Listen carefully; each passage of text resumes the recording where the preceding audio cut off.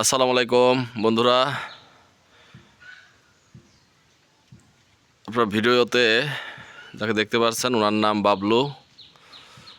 উনি একজন প্রতিবন্ধী।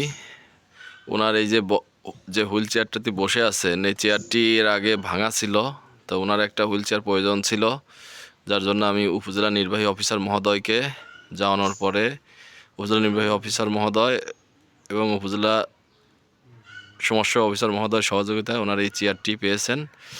ওনার দুইটা বাচ্চা স্কুলে পড়ালেখা করে, তারা মেধাবী ছাত্রী। আমিও যথাসম্ভব সহযোগিতা করে থাকি। এই যে আমাদের বাসায় উনি আসছেন দেখা করতে, এটা ওনার নাতি। তোমার নাম কি?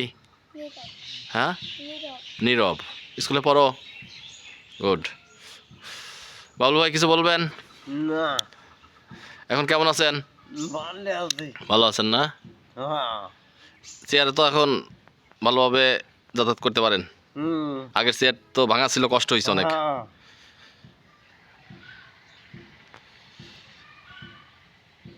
সবাই ওনার জন্য দোয়া করবেন। এই গ্রামের মধ্যে উনি খুবই অসচ্ছল।